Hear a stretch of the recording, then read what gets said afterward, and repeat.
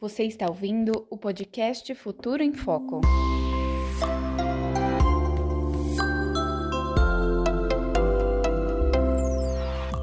Olá, este é o segundo episódio do Futuro em Foco, o podcast da Comissão Técnica de Estratégias e Criação de Valor Centro-Norte da ABRAPE. Eu sou Débora Souza e nessa edição vamos falar sobre transformação digital na Previdência Complementar Fechada. O mundo segue mudando de forma acelerada e para acompanharmos essa velocidade, precisamos nos adaptar às novas realidades geradas por ela, a transformação digital. Como será que as entidades fechadas de previdência complementar estão lidando com essas mudanças? Estão conseguindo manter o futuro em foco? Para falar sobre o tema, estamos com ele, que é líder, facilitador, instrutor, professor, educador, pensador, falador, escutador, mentor, analista de sistema, corredor, ultramaratonista, filho, irmão, pai e amigo. Ao longo de sua vida, tem utilizado seus conhecimentos e algumas ferramentas para transformar pessoas, processos e atividades. Ele pensa simples e é voltado para o resultado e para resolver ou facilitar a solução de problemas. Estimula pessoas, empodera, ajuda e faz. Gosta do digital, mas quando é preciso ser analógico, também é. Ele é do time que quer transformar. Ele é Glauco Milhomem Baltar, diretor de Tecnologia e Operação na Quanta Previdência. E temos mais um líder em transformação digital aqui conosco. Ele não é líder sozinho, ele ajuda outros líderes e times a serem capazes de criar soluções criativas para desafios complexos. Admira e se guia pela independência de pensamento com curiosidade e habilidade intelectual, sempre em busca de novas conquistas, desafios, conhecimentos e experiências. Ele acredita na liderança corajosa, ética, decisiva, surpreendente, resiliente e antifrágil. Para ele, trabalhar em equipe e compartilhar propósito é algo imprescindível para a sua caminhada e para fazer as coisas acontecerem. Ele é André Spínola, assessor da presidência do Conselho Deliberativo do Sebrae Nacional e conselheiro titular do Conselho Deliberativo do Instituto Sebrae-Prev, que contribui às iniciativas de compliance, gestão de risco e na estratégia de relacionamento digital dos stakeholders. Muito bem-vindos. Estamos muito felizes em recebê-los aqui no nosso segundo episódio do podcast.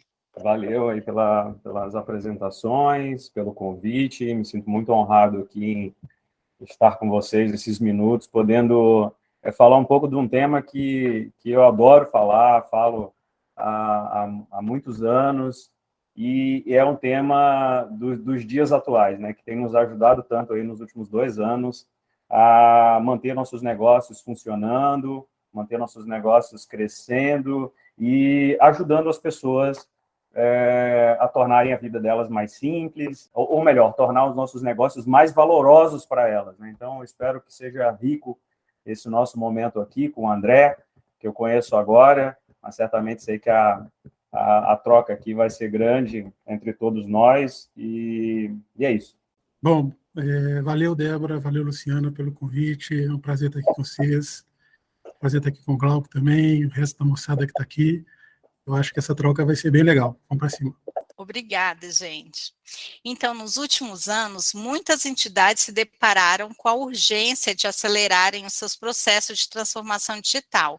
Esse processo vai muito além da digitalização de documentos para reduzir o recebimento e o consumo de papel, por exemplo, né?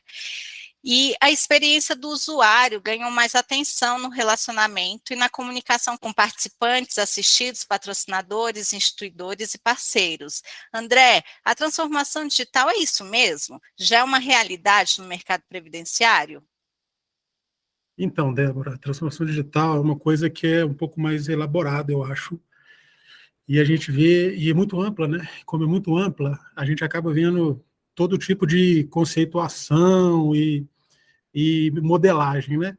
Mas o que é importante a gente fazer é o seguinte: está todo mundo ou participando da transformação, ou no fluxo da transformação, é um processo, Não é uma linha de chegada, é um processo, é uma cultura que você consegue fazer com que a sua empresa, a sua entidade, aqui no caso de previdência, tenha, e então não tem uma linha de chegada. E aí que está já eu quero iluminar aqui um grande ponto de interrogação para a gente.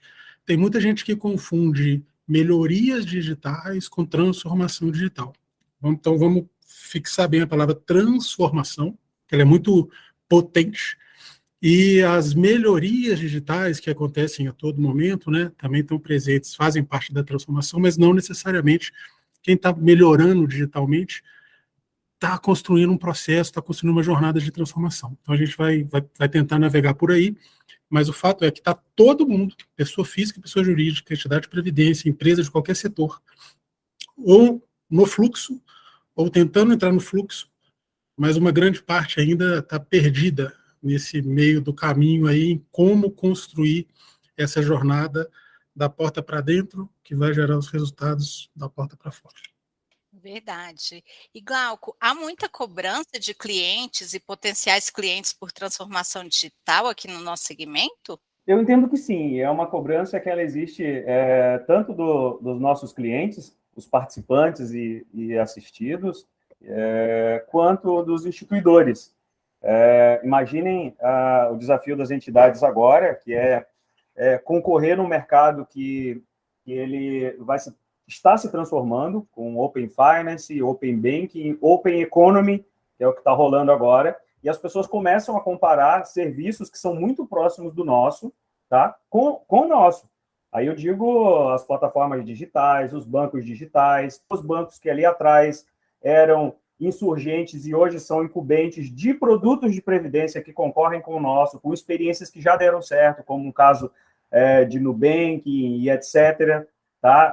Que fazem muito bem uma transformação, olhando para a experiência de usuário e focando nisso, não tendo mais transformação digital como o fim, que ali atrás era o fim. Eu participei de muitas iniciativas e ajudei na transformação digital de algumas entidades, e ali era o fim. Nós precisávamos transformar a entidade digital porque ela já não conseguia operar com o peso do papel, né, puxando a operação e tornando a operação muito cara, e esse era um dos motes, dos argumentos que se usava. Precisamos tornar a operação mais leve. Então, a transformação ali começou de dentro para fora. Hoje em dia, olhando para cliente, a transformação ela passa a acontecer de dentro para fora. Você tem que ouvir a necessidade específica das pessoas, você tem que hackear o mercado rapidamente para copiar e copiar mais bem feito. Tá? Essa que tem sido a lógica. Então, hoje em dia, a transformação digital ela passou a ser um meio para a gente. A gente olha para a experiência dele e aí a gente constrói toda a solução baseada nisso. É isso que a gente fala todo santo dia aqui na nossa entidade. Tá? Tecnologia é meio, está disponível tudo que é de mais moderno, e nós, humanos, temos que ter a capacidade de buscar uma tecnologia que existe abundante hoje no mercado, né, de diversas formas e possibilidades de utilização dentro das empresas. Precisamos ter inteligente para pegar aquela que mais se adapta à nossa operação, mais se adapta à nossa necessidade de gerar valor para o cliente. Então, sim, respondendo objetivamente a tua pergunta, é uma demanda das entidades para, primeiro, reduzir custos, tornar as entidades mais eficientes para efeito de redução de taxas de administração ou carregamento para aquelas que ainda empregam.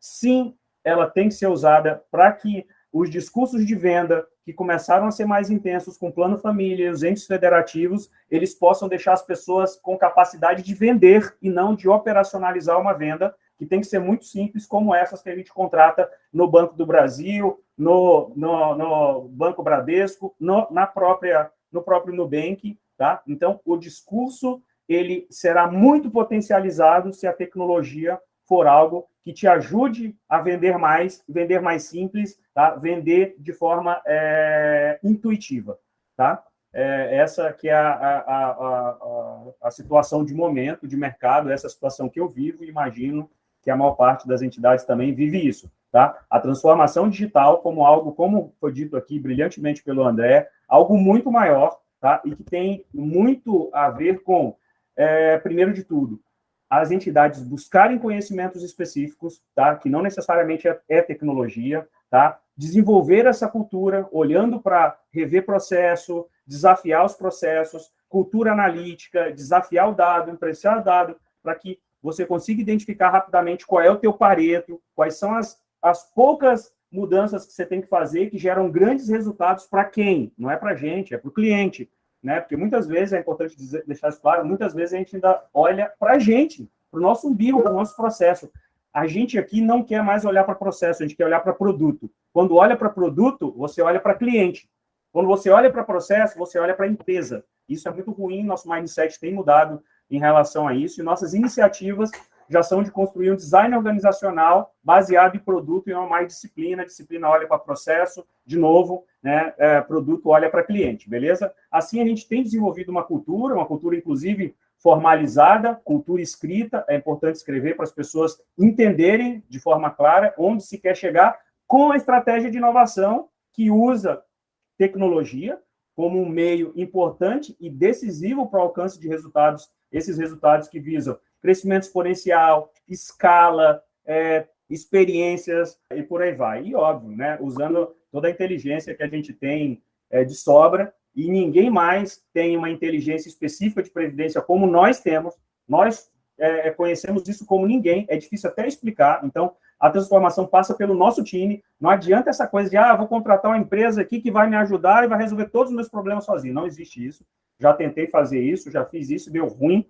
Então, é preciso construir com o time tem que estar junto, o time tem que apoiar, e isso só é feito com muita conexão entre as pessoas, uma comunicação efetiva em rede, tá? Em rede, e é um trabalho esses que eu sempre digo, né? Inovar, disruptar, você criar movimentos a partir de contextos, é técnica, é trabalho duro, é vontade de errar e aprender. E é assim que se constroem as organizações aí de aprendizagem. Nós, Quanta, somos uma organização de aprendizagem. Eu digo isso porque durante esse processo de transformação, que para a gente ele está completando 3 anos e meio, onde a gente reviu completamente nossa plataforma aqui de funcionamento, olhando principalmente para experiência, olhando para produtos que deveriam, e nós temos isso declarado, são propósitos dos nossos produtos que a gente construiu, produto de tecnologia, para serem encantadores, para gerarem negócios de ponta a ponta, a qualquer momento do dia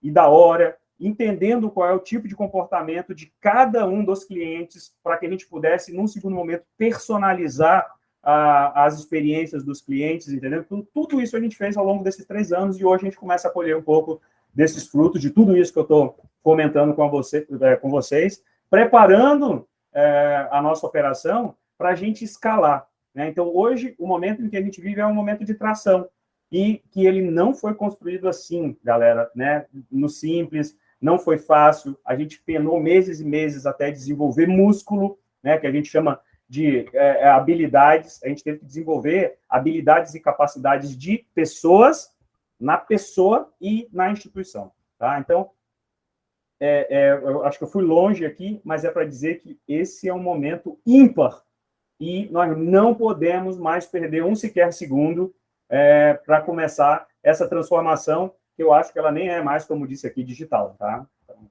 é isso. Exatamente. E como você falou, a dor do cliente é o melhor termômetro, né, para a gente enxergar a experiência do usuário final.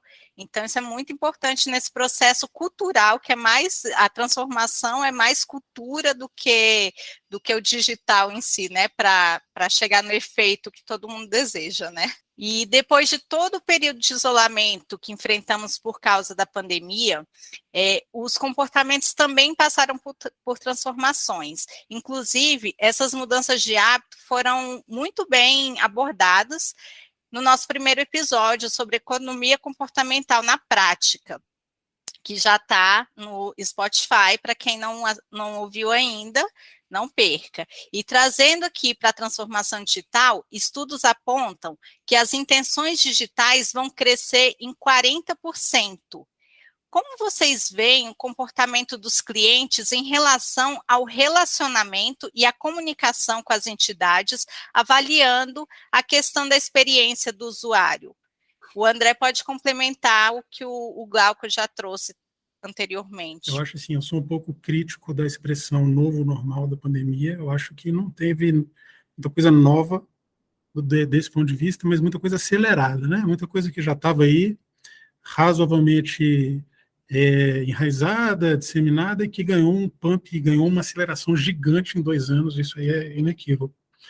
E aí o que acontece? Na medida em que o mercado acelera sua transformação, sua mudança de perfil, sua evolução, melhor dizendo, os fornecedores, os prestadores de serviços digitais, os marketplaces, as plataformas, as redes sociais, elas aumentam sua velocidade também para oferecer serviços, oferecer entretenimento, oferecer facilidade, justamente nesse ponto aí que Glauco e Débora tocaram, que são as dores. Eu falo um pouco mais, são dores, necessidades e conveniências, né? Dor, claro, é aquela coisa que a gente se alivia imediatamente quando é resolvida, mas também tem necessidades e conveniências que são importantes na vida de todo mundo, principalmente no consumo e principalmente nas interfaces, nas interações. Então, dores, necessidades e conveniências. Então, o mercado acelerou gigantemente. E aí, qual que é o pivô que as entidades de previdência complementar têm que enxergar para inserir aí no seu mindset, inserir na sua estratégia, nos seus processos de desenvolvimento de produtos, serviços, atendimento, etc. É que esse consumidor, na medida em que ele acessa, essa pessoa física, na medida em que ele acessa melhores plataformas, melhores serviços, contratação, envio de documentação, logística, atendimento, pós-venda, pré-venda, a barra aumenta, né? A barra sobe. E isso vale para todo mundo. Então, o consumidor, a pessoa física, o cidadão brasileiro, ele passa, muita gente, milhões, dezenas de milhões de pessoas, compraram mais online, compraram pela primeira vez online, usaram serviços digitais que nunca tinham usado, e aí eu vou iluminar um negócio aqui que pouca gente fala, aquela conta bancária da Caixa Econômica, eu não lembro o nome certinho dela, mas mais de 30 milhões de pessoas que receberam auxílio emergencial por um aplicativo que acessava essa conta. Então, as pessoas foram bancarizadas, foram forçadas a usar um aplicativo para transferir dinheiro, pagar a conta, e isso abriu para elas um mundo de oportunidades de consumo digital. São pessoas de baixa renda, são pessoas da base da pirâmide. Então, nesses 2 anos, essas pessoas fizeram coisas que elas não tinham feito ainda na sua vida. E são coisas habilitadoras, uma curva exponencial de uso a partir daí. Então, ela perdeu o medo de comprar online, ela perdeu o medo de usar banco online, de transferir dinheiro, de pagar a conta, aprendeu um monte de coisa que é habilitador para outras N coisas. Então, isso vale para a sociedade como um todo. E aí, esse mercado, esse cidadão, está muito mais exigente para uma série de coisas que são meio aí nos processos. E aí eu vou também bater numa tecla que é o seguinte, o concorrente da entidade de previdência complementar não é a outra entidade de previdência complementar, a concorrência é pelo dinheiro. Então, se a pessoa vai poupar, vai construir um projeto de consumo, um processo de segurança ao longo da vida, quem concorre com esse dinheiro que ela está poupando é um consumo, é um passeio, é um turismo, é a compra de um carro, é uma reforma. Então, você tem uma abordagem muito, vamos dizer assim, estratégica para usar, que não é ficar comparando, investe aqui, investe ali, não sei o quê, porque o meu é assim, o meu é assado, isso é um pedacinho do processo. Então, na medida que você tem milhões e milhões e milhões de pessoas que entraram nessa onda de uso do digital, milhões e milhões de pessoas que amplificaram o uso do digital, milhões, e o Brasil tem 210 milhões de habitantes, 220 milhões de habitantes, é gente pra caramba. Então, todo mundo subiu um monte de degraus aí, nesses 2 anos, e isso também levou à exigência dessas pessoas por boas interfaces, por bom processo de pré-venda, pós-venda, clareza, desburocratização, não ficar enchendo o saco desse cara com um marketing vazio, sem sentido. Então, usar um marketing de conteúdo para ele, um marketing de entrega de valor para ele, de sensibilização, de aumento do nível de consciência dele para o que previdência complementar representa na vida dele. Então, esse é o marketing moderno, esse é o marketing legal. Não é mais assim, compre, contrate, vem aqui, porque aqui eu não tenho taxa, porque aqui eu não tenho não sei o quê. Taxa grátis 90 dias, então juro, não sei o quê. Isso aí é o marketing do passado, e milhões de pessoas foram acessadas dessa forma. Então, os níveis de consciência aumentaram gigantemente, os níveis de uso aumentaram também gigantemente, e aí você tem que enxergar esses perfis, enxergar suas personas e se comunicar com elas da forma o mais customizada, entregando o máximo de valor possível para solucionar essas dores, entregar conveniências e solucionar também necessidades, que são dores não tão doloridas assim, entendem? Então é basicamente isso que eu queria iluminar nesse processo pós-pandemia, porque isso é exponencial, gente. Isso aí em 2 anos agora, em 1 ano vai acontecer mais do que aconteceu nos últimos 10. No próximo ano vai acontecer mais do que nos 10 anos anteriores, entendem? Então, e tudo muito simplificado, gratuito, freemium, redes sociais. Hoje você não consegue navegar no Instagram, cada 2 dedadas que você dá na tela, você vê 5 propagandas. É um negócio infernal. Facebook, pior ainda. Você é obrigada a ver aquelas propagandas de 15 segundos. Né? Ele te enfia na goela.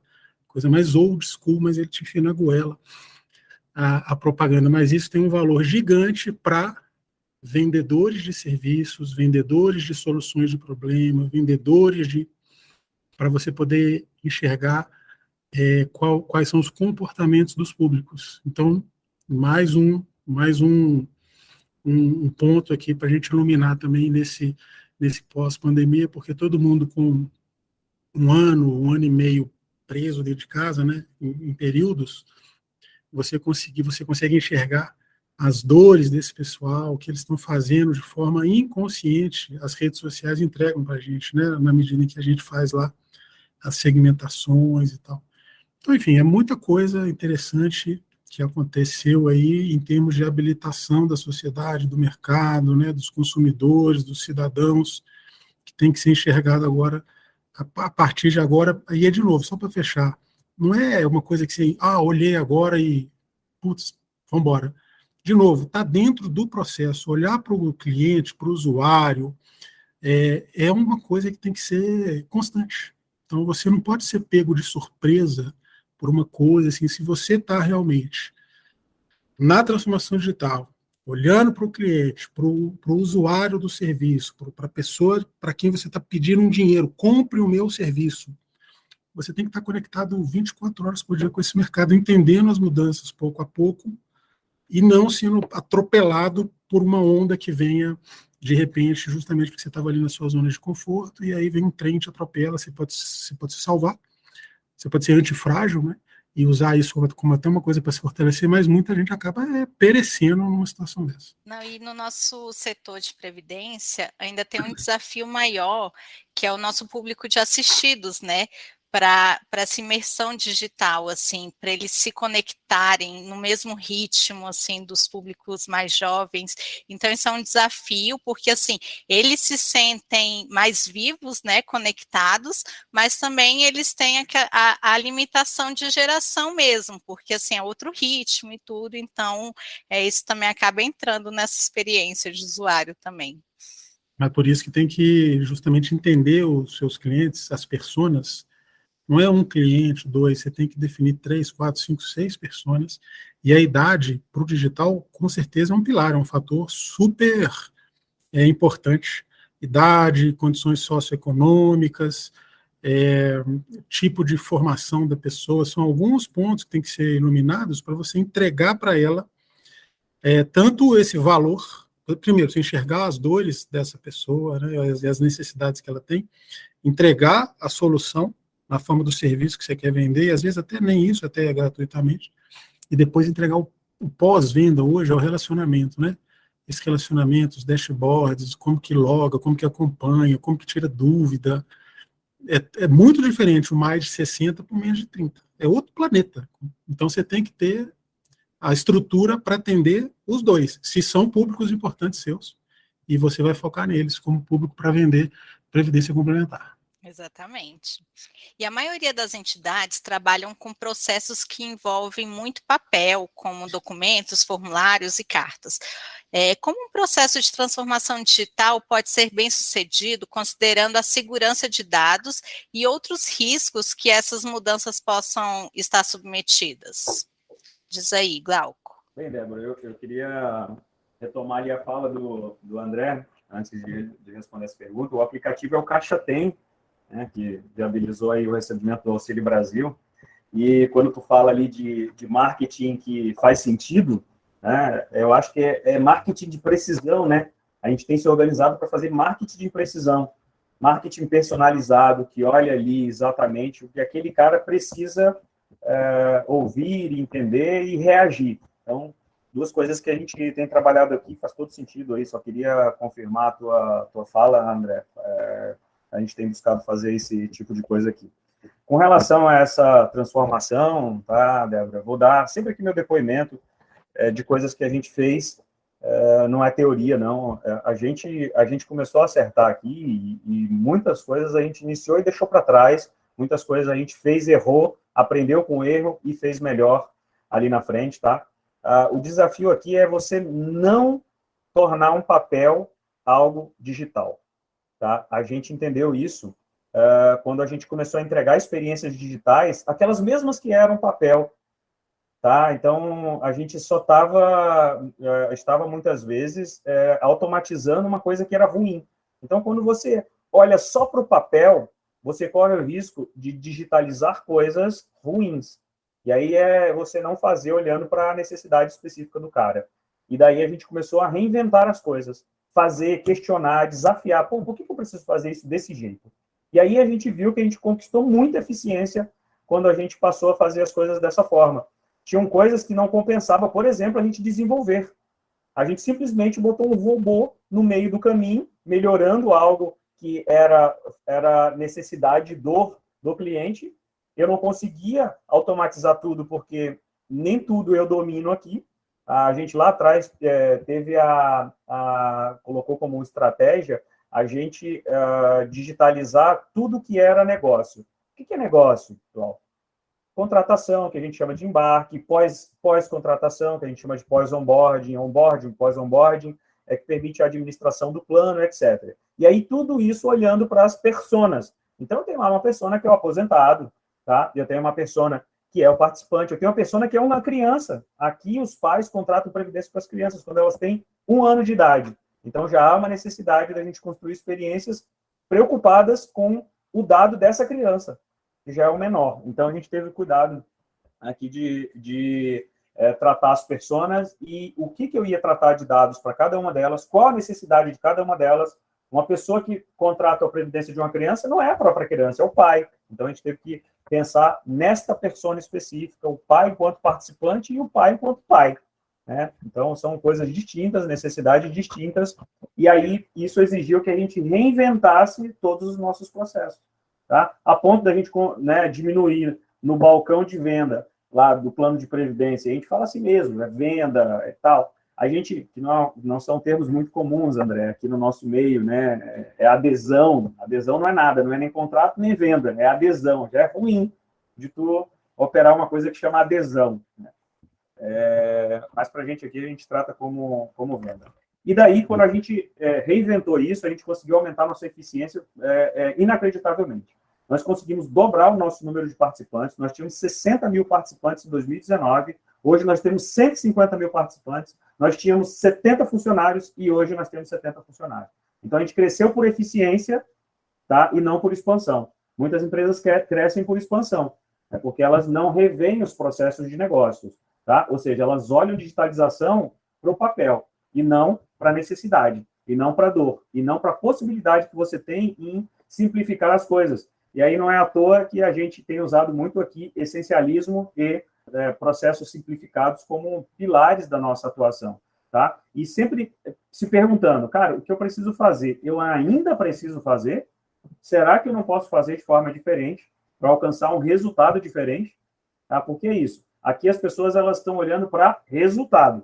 Não importa muito como se entrega o resultado, se é com robô, se é sem robô, se é uma implementação digital que é de ponta a ponta, ou seja, o cara clica na tela lá, ele já está persistindo algum dado lá dentro do nosso core previdenciário, entendeu? Isso não importa muito, tá? Importa é o resultado que a gente está gerando para aquilo que se propõe entregar. Quer seja para um aposentado, quer seja para um participante ativo. Aposentado aqui, que a gente chama de 60+, a gente tem iniciativas específicas para ele, desde aumento de letra, desde fomentar que ele continue contribuindo, porque a lógica de atualização do saldo, quando ele entra, né, no momento da vida, e quando ele começa a receber, é uma lógica de redução de saldo, então ele tem que ficar atento. A gente construiu experiências específicas para isso, de velocímetro. Então, a gente olhou todas as experiências daquelas pessoas que usam o nosso produto, e para cada uma delas, o mais legal é que a gente mede o quê? A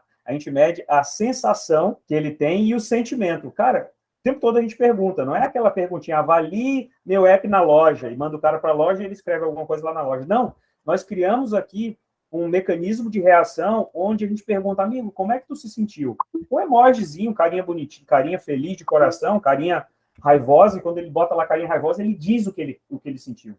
E a gente estimula isso. E aí, com base nessas informações, é que a gente usa para montar o nosso roadmap lá numa raia específica. Nós temos 3, criamos um framework específico, que é nossos roadmaps trimestrais aqui, eles têm um percentual específico para débito, tá? Coisas que a gente não faz ainda e precisava fazer. Nós reservamos um percentual para melhoria. De onde vem a melhoria, Glauco? Dessas reações, desses sentimentos, tá? E inovação, que são as inovações de ponte que elas precisam também. É aquilo que o cara não está me demandando. É aquilo que eu vou surpreender e encantar. Lembra que eu falei lá que o nosso Cantal tem propósito de encantar? Então, esse é o bloco em que eu tenho que reservar um espaço e desafiar as pessoas para elas encantarem os nossos clientes, tá? Então, esse framework que nós desenvolvemos, os percentuais, eles são recalibrados a cada tri. Todo mundo aqui trabalha com roadmaps específicos que estão conectados com objetivos maiores. O objetivo de ser a maior previdência do mundo, objetivo de proteger todas as famílias, objetivo de fazer educação previdenciária, e a gente tem os KRs para alcançar isso, e os KPIs que a gente mede mensalmente para saber se a gente está no caminho de conquistar os nossos objetivos ou não. E os roadmaps são conectados a isso, tá? E, dentre esses vários objetivos, encantar clientes é um deles, e é por isso que a gente tem que ouvi-lo, fazer junto, não pode ser na demagogia, né, nem nas frases e iniciativas vazias que a gente dá, eu olho para cliente, mas o cara nunca ouviu, não tem um canal que aquele participante consiga se manifestar, tá? E o pior de tudo, às vezes a gente atende a conselheiro, o cara que grita mais alto, o cara que é influente na patrocinadora, mas não ouve o cara que está usando o seu produto no dia a dia, tá? Então, é um pouco disso daí que a gente tem feito aqui, Débora e André. Para resumir, desafiar o que a gente faz para fazer melhor e não digitalizar o papel. Se você for só digitalizar o papel, você vai estar digitalizando coisa ruim. Isso é clichêzão, né?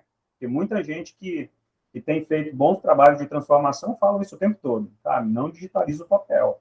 Pensa no processo. Pensa no resultado. E a gente é resultadista aqui, tá? A gente está o tempo todo olhando para business agility, entregar rápido, entregar valor e entregar resultado. Valor e resultado são duas coisas que estão bem na balança. Cara, eu não posso só gerar simplesmente resultado sem saber se aquilo não está entregando valor. E eu não posso só entregar valor se aquilo não estiver me gerando resultado a ponto de eu ter recursos para continuar investindo em pessoas, continuar investindo em tecnologia, continuar viabilizando a geração de resultados, tá?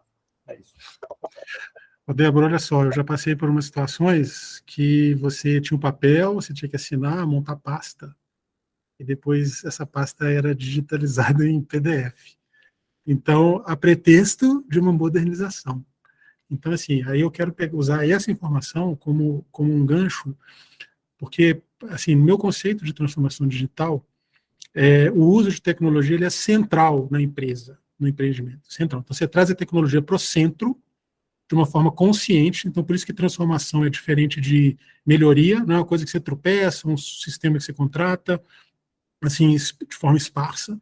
Então, de forma consciente, você traz a tecnologia para o centro do negócio, o que vai te habilitar para o uso de dados, para resolver as dores dos seus clientes e usuários e parceiros, dores, necessidades e conveniências. Então, é basicamente isso num processo de construção cultural. Então, quando eu trago a tecnologia para o centro, eu me obrigo a questionar por que existe papel. Essa é uma coisa básica. E aí você entra num processo inclusive, de mapeamento de pessoas e da construção da cultura. Porque o dono do papel vai sempre dizer que o papel é importante. Sempre, 90% das vezes, ele vai dizer, nossa, esse papel aqui é fundamental, essa assinatura é fundamental, essa pasta é fundamental, pasta física, né? Então, você tem que construir uma cultura ali na sua empresa, na sua entidade, que você questione naturalmente se eu preciso desse papel, se eu preciso desse documento, se eu preciso desse ponto do processo, como o Glauco falou. Não, o problema principal talvez nem seja o papel. É o seguinte, eu preciso desse momento aqui, eu preciso dessa interação entre alguém com outro alguém, ou eu posso excluir isso do processo, otimizar, transformar num clique, transformar numa assinatura eletrônica que a pessoa não vai nem ver. Só que isso tem que ser automático, entendem? Então, assim, se você está numa entidade e que você ainda briga com papel, briga com pasta, pode ter certeza que você tem gente ali dentro precisando urgentemente de um processo de construção de habilidades, conscientização, capacitação, talvez, inclusive, no nível maior da direção. Então, porque sem isso não tem transformação digital. Então, se você tem uma entidade apegada a papel, ou pessoas importantes na entidade apegadas a papel, ou pessoas mais da base, que estão ali batendo carimbo, inclusive carimbo, ainda existe muito, né? Batendo carimbo, guardando papel, formando pasta, sem se questionar o que está acontecendo, sem questionar nada, você está longe de transformação digital. Você está longe, a pessoa está robotizada ali na burocracia, é o tipo de colaborador que a gente fala, que é o cara ele é muito reativo. Ele está sempre perguntando assim, está pegando fogo, ele está perguntando o que está acontecendo. Na medida em que, para a transformação digital, você tem que buscar o cara que está, no mínimo, pensando assim, o que vai acontecer? Como é que esse negócio aqui vai estar? Como é que o mercado de previdência complementar vai ser daqui a 10 anos? Como é que essa instituição aqui vai ser daqui a 10 anos? E o melhor dos mundos é você pegar os caras que têm as condições de pensar assim, o que eu quero que aconteça daqui a 10 anos? E eu modulo o meu comportamento para fazer isso acontecer, para chegar lá, para traçar minha jornada, entende? E não o cara que fica lá batendo carimbo, papel, montando pasta, sem sequer questionar esse movimento. Então, isso é muito importante avaliar, quando a gente fala de transformação, cultura, ambiente, processos, né? Lembrando que transformação digital são pessoas, processos e tecnologia. Então, e passa na mão, passa liso, papel, pasta, carimbo, e ninguém fala nada, o negócio a situação está feia nessa entidade aí. Verdade, acaba formando uma cadeia, né, sustentável, assim, porque vai economizar espaço, meio ambiente e burocracia, que é o que mais atrapalha nos processos gerais, né? Tempo, experiência. Se for um papel que o participante que entregou, você está otimizando a relação, você está melhorando a imagem, é muita coisa nessa cadeia de valor da desburocratização, que não pode ser vista só como que o Glauco falou. Se eu digitalizar o papel, eu estou fazendo igual o que eu comentei no início aqui. Estou transformando em PDF o negócio e no máximo... E não é isso, não se trata disso. Isso aí é 1% do valor que pode ser gerado aí nessa situação. Perfeito. E a pergunta que não quer calar aqui no Futuro em Foco: o que esperar para o futuro com a transformação digital? Olha, eu acho que é o seguinte, que futuro, né? Não tem fim. A gente está agora no momento do metaverso, que tá hypado e é um hype que vai pegar. Porque tem tudo para pegar. A gente está com 5G, internet 5G chegando, a gente tem aquele índice de evolução dos hardwares, né, das capacidades de processamento, né, a cada ano e meio dobra-se as capacidades de processamento dos equipamentos. Então, os óculos, aqueles capacetes de imersão, as próprias cápsulas, isso vai chegar. Isso não é mais coisa de filme, e não é igual... Eu fui da época do Second Life, não sei se alguém aqui chegou a pegar, que era um metaversinho da época, tosco pra caramba, tinha a cara do Minecraft, não sei se alguém já jogou Minecraft aqui, mas era aqueles bonecos quadriculados horrorosos, mas para a época era muito maravilhoso, então todo mundo entrou e não durou um ano, vingou, e tem aí tem uma rapa do tacho aí, mas foi um negócio que os equipamentos não tinham capacidade de processar o negócio direito. A internet era um caco na época, ainda era aquela internet de escada. Então, não era o momento daquilo. Então, aquilo está voltando, o Second Life está voltando agora. E aí, e depois? E depois, o que vem junto? O que vai entrar no metaverso? A gente tem N situações ali. Você vai poder fechar adesões, né, dentro do metaverso. Nós vamos poder ter o Instituto Sebrae Prev dentro do metaverso. E pessoas atendendo, trocando ideia lá, conversando. A gente vai poder fazer reunião do conselho dentro do metaverso. Então, é muito doido isso. E, então, o futuro é uma coisa interminável. Então, vem milhões de coisas. Hoje eu iluminaria para os próximos 10 anos, delimitando isso, um amadurecimento muito maior da população, do usuário de tecnologia no Brasil, que ainda não é um usuário de ponta. O Brasil é um país que tem altíssimos índices de propriedade de smartphones e acesso à internet. Só que, como o Brasil é um país pobre, e aí os nossos indicadores de saudabilidade financeira da população, o Brasil é pobre, é pobre. E está ficando mais, né? Nos últimos anos, os valores dos salários estão diminuindo, enfim, desemprego, estamos retomando, então, mas o Brasil é pobre, o salário médio é baixo. Então, mais da metade dos usuários de internet, dos portadores de smartphone, tem smartphones impróprios para produtividade e tem internets totalmente limitadas e são ultra dependentes do Wi-Fi gratuito, do Wi-Fi da rua. Entendem? Então, eles são habilitados para usar redes sociais, WhatsApp, fofoquinha, globo.com, mandar foto, postar no Instagram, Facebook e tal. Isso é um usuário, vamos chamar assim, de segundo nível. Então, mas em 10 anos, nós vamos ter o up continua. Então, a gente vai ter dezenas de milhões de pessoas altamente demandantes de serviços de ultra qualidade, de ultra simplicidade, de uma interface muito própria para cada nicho. E você vai ter essas tecnologias, eu acho que metaverso vai arrepiar nos próximos 10 anos e vai mudar muita coisa que a gente vive. Ele vai tomar o lugar de grande parte das redes sociais, ele vai tomar o lugar de grande parte da produtividade profissional das pessoas, do entretenimento das pessoas, da forma de consumir áudio e vídeo, da forma de você se relacionar. Ele vai tomar um lugar grande de aplicativo de paquera, ele vai tomar um lugar grande de marketplaces, tomar ou complementar, né, melhor dizendo. Então é isso. Então, olhando para 10 anos, porque é impossível, Débora, você falar assim, a gente tem que delimitar um pouco, e delimitar não muito, porque a tecnologia é absurda. Depois do 5G vem o 6G. E com o 5G vem a internet das coisas também, que talvez não seja muito que a gente trata aqui, mas com o 5G e equipamentos muito melhores, cara, tudo vai se interconectar e tal, e temos que estudar e ver como isso afeta a previdência complementar, por exemplo. Será que a internet das coisas afeta a previdência complementar? Eu vou te falar que afeta, em alguma medida, talvez não, porque você vai ter que trabalhar muito aqueles instrumentos de voz, as Alexa da vida e tal.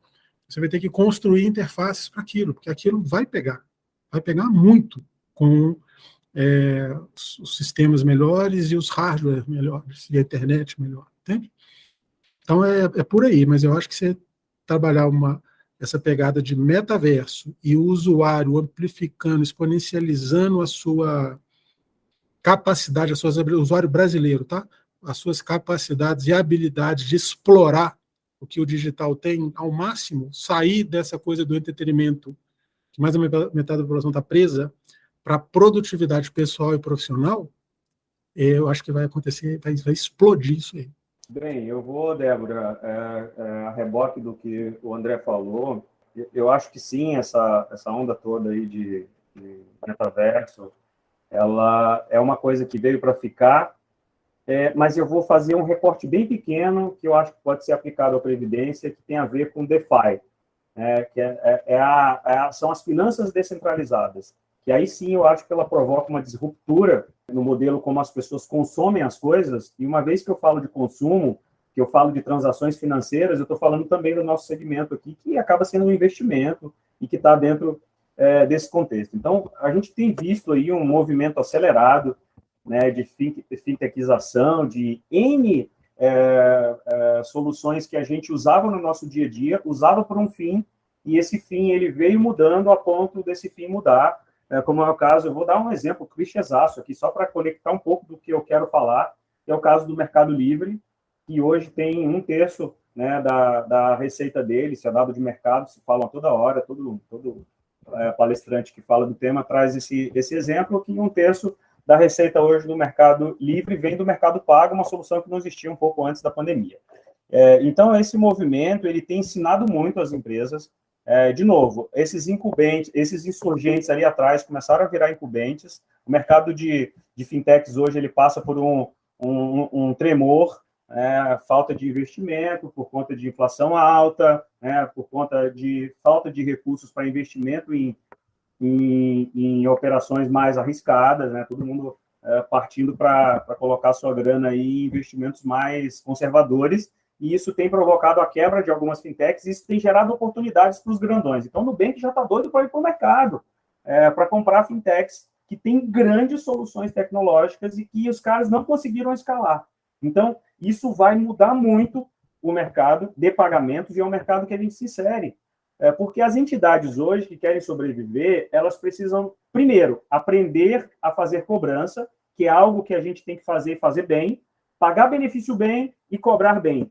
Essas duas coisas, basicamente, essas duas coisas têm que acontecer, porque todo o resto vai depender disso. Se eu cobro bem e tenho participantes, eu vou ter saldo para poder pagar a renda. Tá? Então, basicamente é isso. O que vem abaixo disso, contabilização, não sei o quê, risco, tudo é se eu tiver o cliente. Tá? E eu só vou ter o cliente se eu ali na frente desenvolver capacidade de cobrança, por exemplo.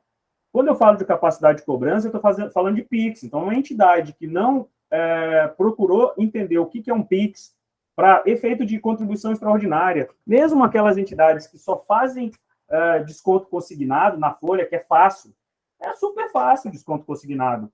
Né? A gente está falando aqui de PIX dentro de uma experiência que o cara, em 2, 3 cliques, ele consegue fazer uma transferência do aplicativo do plano para aquele aplicativo que é o meio de pagamento do cara, que ali na frente pode ser até do plano, né? Via essas ferramentas de pagamento instantâneo aí que vão ser aos montes ali na frente, tá? Então, a gente vai começar a ter que garantir essas experiências. Se eu quiser vender plano família, se eu quiser vender ente federativo, se eu quiser brigar com as entidades abertas por uma portabilidade, por um fundo mal aplicado, entendeu? Se eu quiser brigar com esses caras, eu vou ter que adotar outras modalidades de cobrança, eu vou ter que aprender sobre isso. E aí, eu comecei a falar de fintechização, dos meios de cobrança que foram radicalmente mudados em função do Pix, e eu não vou entrar nem no detalhe do Pix, porque a gente teria 1 hora para falar sobre ele aqui, mas eu vou falar das finanças descentralizadas, que é essa que vão reduzir por completo, ou no exagero, porque eu gosto de exagerar, mas vão reduzir em muitos intermediários. E quem nós somos, Débora, né, e André? Nós somos intermediários. Porque se o cara consegue comprar um ativo ele próprio, a ponto dele conseguir diversificar, ele vai deixar de ter um intermediário Quanta, ele vai deixar de ter um intermediário BB Previdência e qualquer outro, né, Sebrae Prev, para ele buscar algo que ele consiga uma relação sem que ele precise pagar parte desse custo ou deixar a rentabilidade pelo caminho. Então, internet descentralizada, que a base é blockchain, que já deu certo, vem uma revolução das moedas. Revolução da moeda tem tudo a ver com a gente, tá? Revolução das moedas tem tudo a ver com a gente, porque ali na frente a gente está falando de real digital, a gente está falando de dólar digital e um monte de outras que, né, deram certo. Tá aí, né? O metaverso tornou possível a compra de NFTs, que ninguém acreditava até ali na frente. Eu não acredito, acho que isso daí é um hype, tá? Não acredito muito nisso, mas eu acredito no potencial de transações financeiras acontecerem dentro do metaverso usando moeda digital. Isso eu acredito que veio para ficar. É o Carrefour lá atuando, ou a Nike atuando dentro desses ambientes altamente imersivos, e nós vamos ter tecnologia para isso, como o André falou muito bem aqui, nós vamos ter tecnologias para ambientes imersivos em que eu posso comprar e gerar negócios ali dentro. Quando uma Nike entende que ela pode vender para o filho do Glauco, o Lino, de 7 anos, um tênis que nasceu digital porque uma fábrica, quando ela manda fabricar alguma coisa, ela parte de um projeto digital. Então, quando ela entende que ela pode fazer esse projeto digital para materializar ele, beleza? Para ele se tornar um produto usado no mundo real, mas ele pode transformar aquele carinha num ativo dentro de uma loja que vai servir para o filho do Glauco tirar onda com o avatar dele em relação a outros coleguinhas, ela tornou aquilo viável por um preço muito acessível e que ele pode comprar com uma moeda digital que está ali. Então, isso daí veio para ficar, tá? Ele vai gerar muitos negócios ali na frente e ele vai nos forçar, obviamente, por essa redução dos intermediários a entregar serviços melhores. Tá? Isso eu não tenho dúvida. Toda essa revolução, e quando começam a se conectar revoluções, né? Tem uma revolução caminhando aqui metaverso, tem uma outra revolução Open Bank, Open Economy, ou melhor, Open Finance, tá? Que ali atrás era Open Bank, aí rapidamente mudou para Open Finance, incluiu seguro, incluiu investimento, né? Abarcou um mundo de coisas. Quando essas duas coisas se conectaram, virou o Open Economy, né? Então, tu tem economia aberta para fazer tudo a qualquer tempo, de qualquer jeito. Imaginem o Pix viabilizando transações financeiras a qualquer momento.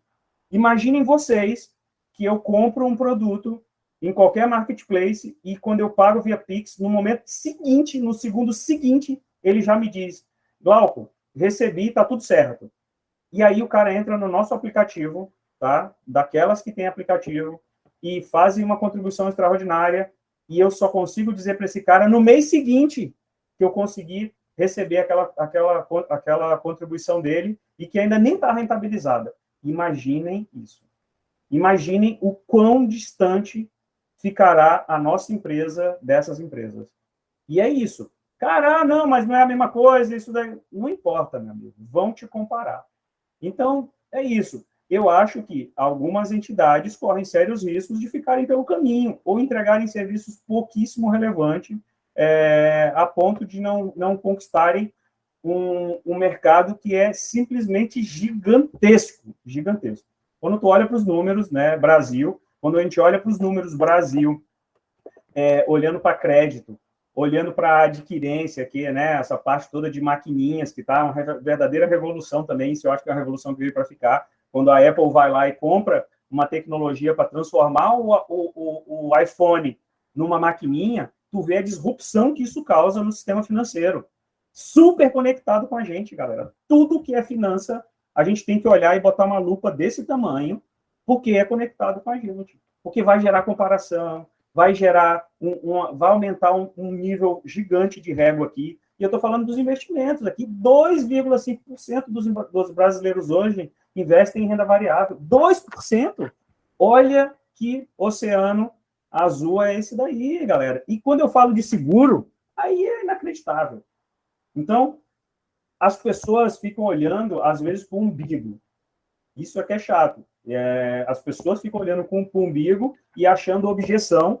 Tenho falado muito sobre isso. A gente de Previdência adora achar objeção para não fazer o que é preciso ser feito. Tá? E a gente tem um oceano, e esse oceano está aí sendo ocupado pelas fintechs. Já a Magalu começa a vender Previdência. Já, né, o Mercado Pago começa a vender Previdência, porque eles já estão vendendo no Nubank. E esses caras se comparam muito rapidamente, a ponto, ali na frente, dessas empresas começarem a vender não pela taxa, não pela rentabilidade, mas pelo serviço, pela experiência, pela comodidade. Entendeu? Então, a gente não pode deixar que essas empresas ocupem esse espaço sozinhas. Então, essas revoluções, elas vão aumentar muito a nossa régua e nós vamos ter que nos mexer. DeFi, para mim, ela vai mexer muito nos próximos 10 anos. Aqui eu também não consigo, né, André, olhar tão longe, mas DeFi, internet, finanças descentralizadas, anotem esse nome. Open Economy vem com força, a ponto dali atrás, daqui a 2 anos, a gente não lembrar mais nem o que era Open Finance.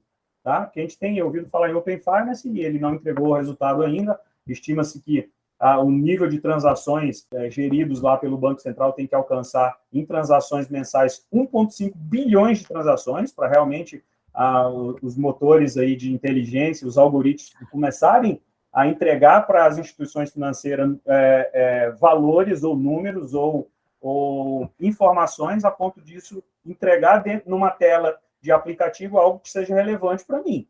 Então, ainda é uma tecnologia que a gente não sabe ainda como que ela vai ser aplicada. As pessoas até entendem que ela vai reduzir custo e uma série de outras coisas, mas ninguém sabe ainda como e quando, necessariamente, tá? Então, eu diria isso. DeFi, Web 3.0, esse movimento de fintechização que está mudando agora, nesse exato momento, eu acho que eles vão causar grandes desconfortos bons que vão nos fazer nos mexer, aprender e avançar. É isso, Débora. E olha só, deixa eu dar uma complementada aqui, dentro disso que o Glauco falou. Você tem sinais fortes e fracos de evoluções nos mercados, no consumidor, nos competidores e tal. Ver um sinal forte é fácil, entre aspas. Isso que o Glauco falou do smartphone virar maquininha de cartão. Isso é um sinal forte. Isso vai acontecer. Isso eu não tenho dúvida. 1, 2 anos isso vai acontecer. Se vai exponencializar ou não, se vai pegar no mercado ou não, eu acho até que pega, mas ainda é um passo seguinte. E aí, quando você tem hoje um universo de fintechs, isso e a população mais consciente está dentro daquilo que eu falei, no que vai acontecer nos próximos 10 anos, mais gente consumindo coisas mais conscientemente e tal, mais digitalmente, conscientemente, produtivamente. O mercado financeiro, você tem seguro, você tem banco, você tem cartão de crédito, você tem a maquininha para quem é empresa, você tem crédito direto ao consumidor, você tem financiamento de veículo, blá, blá, blá, blá. Você precisa de uma porta de entrada. Então, você pesca um usuário ali, começa um relacionamento com ele, um cliente começa um relacionamento com ele. E aí, a previdência privada, a previdência complementar, ela é mais um produto dessa prateleira. Então, se você começou um relacionamento digital com um banco ou com uma fintech para seguro de carro, você pode ter certeza que uma hora vai chegar a previdência complementar, nesse mesmo ecossistema digital dele. Se você começou com um cartão de crédito digital maravilhoso, lindo, maravilhoso e tal, uma hora vai chegar a previdência complementar. É um ecossistema e é natural que aconteça. E dependendo de como chega com um custo de marketing. Você vai ser pescado com um valor incrivelmente mais competitivo, porque está acontecendo um investimento em grande escala, lembrando que com grandes mudanças de mercado, as empresas têm prejuízo muitos anos seguidos, porque elas estão reinvestindo todas as suas entradas numa mordida maior de mercado. Isso vale para Uber, isso vale para Nubank, isso vale para Mercado Livre, vale para todo mundo. Tem muito prejuízo. A Amazon ficou dando prejuízo aí mais de uma década, ela estava ampliando o mercado, reinvestindo, tudo para ampliar o mercado. Facebook, idem. Então, isso acaba acontecendo. Então, quem está aí olhando para o seu umbigo, como o Glauco falou, seu preço, sua promoçãozinha, não sei o quê, seu canal de relacionamento, periga, do dia para a noite, tomar um nocaute, porque uma grande empresa meteu um investimento gigante numa expansão de mercado para a previdência privada, uma fórmula, uma abordagem de marketing muito bem sucedida. Eu fiz meu primeiro investimento em criptomoeda, porque a empresa, que é uma empresa de fora do Brasil, ela dava um cartão metálico maravilhoso, um cartão que tinha várias cores. Aquilo me deu um desejo, assim, eu tinha que investir lá X, que inclusive hoje eu tenho 20% do que eu tinha quando eu investi. Mas, cara, o marketing deles não tinha custo nenhum, aplicativo, e você recebia um cartão para movimentar sua conta bancária. Você recebeu um cartão, não é um cartão de crédito, um cartão metálico maravilhoso, que eu nunca usei. Mas os caras conseguiram me fazer investir, perdi lá um dinheiro, estou perdendo. Agora eu não vou tirar esse dinheiro lá daqui tão cedo. Mas, entende? Os caras conseguiram aguçar ali com um cartão metálico, cara. É um custo de marketing. Custou quanto faz aquele cartão? 40, 50 reais? Entende? É o que outras empresas gastam para fazer propaganda na televisão, anúncio no jornal, ou marketing, rodar um marketing digital aí mais meia boca, e estão jogando dinheiro fora. Então está tudo interconectado. Se você vê antes de todo mundo, quanto antes você vê, mais condições você tem de tomar partido dessa transformação. Se você está ali bobeando, olhando para o teto, esperando, eu queria ter mais, isso é muito comum no mercado financeiro. Eu preciso ter mais certeza para dar um passo como esse. Aí você está pensando com a cabeça de 50 anos atrás, né? Que a gente não está numa era de certezas, a gente está numa era de altos riscos, altas transformações, muitas transformações. Então, se você pega um sinal fraco, encaixa no seu planejamento uma rotina em que você está olhando para ele, adotando procedimentos, fazendo evoluções num passo parecido com que esse sinal fraco pode evoluir para um sinal forte, e ao mesmo tempo, se ele não se tornar um sinal forte, você abandona isso sem grandes custos, sem grandes traumas, cara, isso é ouro, e isso está no centro da transformação digital quando a gente fala em dados e centralidade do cliente. De novo. Então, isso é ouro para você, para as entidades, para a complementar, olhar para isso. Quando é que vem um gigante arrasando o mercado com bilhões de investimento em marketing, e aí o marketing não é anúncio só, o marketing pode ser um brinde, o marketing pode ser uma grana, o marketing pode ser um subsídio de taxa, aqui eu te pago mais, sei lá, 10% a mais no ano se você vier para cá e ficar um ano comigo, 2 anos, sabe? Tem N formas de você fazer marketing e ter um custo de marketing, de investimento em marketing, e aí vai passar o rodo em quem está aí, ai meu Deus, eu tenho que ver, mas não é assim, tem que ser cauteloso. Então, transformação digital é isso também, gente, é muito atitudinal você usar os dados, e dado não é planilha de Excel, pelo amor de Deus, dado não é número de cliente, não é número de quem está investindo tanto, ticket médio, isso é uma fraçãozinha mínima dos dados. Dados de verdade hoje é comportamento, como é que o mercado está se movimentando. Então, se eu entro no movimento no início, cara, eu vou beber água limpa e vou arrebentar. E se eu entro no início e não dá certo, e eu tenho processos ágeis, se eu tenho uma mentalidade de teste, como o Glauco falou lá no início, se eu tenho uma mentalidade de formação de times para fazer testes, squads, se eu tenho uma mentalidade lean na minha entidade, o negócio começou a zicar, começou a dar errado, eu largo, sem maiores traumas, sem grandes perdas financeiras, entendem? Agora, se eu boto lá, se eu faço uma aposta e boto lá o paquiderme, o elefantão todo virado, para poder investir naquilo ali e dar errado, aí eu levei a minha entidade para o buraco. Então, não casa. Então, nessa colcha, nessa teia da transformação digital, tem muita coisa que é de dados e dados no estado da arte de dados. E olhar para o mercado, olhar para os comportamentos, tirar dos microdados, tirar dos comportamentos de redes sociais, o que é que o público-alvo, o que é que as personas da sua entidade estão fazendo, estão querendo, estão aspirando, é fundamental para você se projetar, se planejar e se projetar o seu crescimento nos novos mercados, ou projetar a sua reação quando esse novo mercado for sacudido, aí você sofrer o menos possível com possíveis concorrentes aí que vão movimentar as peças do tabuleiro com alguma disrupção, coisa que 0,0001% das empresas fazem, disrupção, mas fazem. Então, quando vier alguma disrupção e você está azeitado, você vai sofrer muito menos e, a pretexto da antifragilidade, você vai poder até tomar partido dela rapidamente, usando o seu sofrimento como propulsão para o seu crescimento. Excelente. Então, estamos chegando ao fim de mais um episódio literalmente transformador. Muito obrigada, André e Glauco, por terem compartilhado tanto sobre transformação digital aqui conosco. Eu que agradeço, obrigado. Foi um prazer, Glauco, foi um prazer. Débora, Luciana e a moçada que está aqui com a gente, André e Frederico, obrigadão.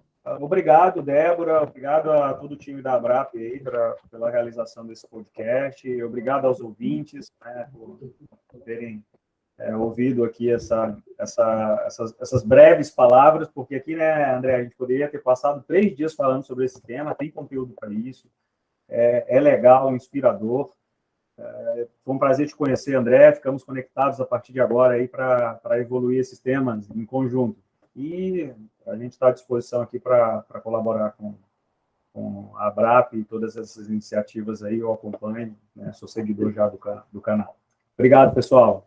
Muito obrigada. Continue nos acompanhando e mantenha o Futuro em Foco. Esse podcast é uma produção da Comissão Técnica de Estratégias e Criação de Valor Centro-Norte da Abrap, composta por representantes das entidades BB Previdência, Ceres, Cibros, FACEP, Finpec, Funcef, Fundiágua, Funpresp-Jude, Postales, Previnorte, Previsan, Regis, Sebrae Previdência, Serpros e Sistel. Obrigada pela companhia e até a próxima edição.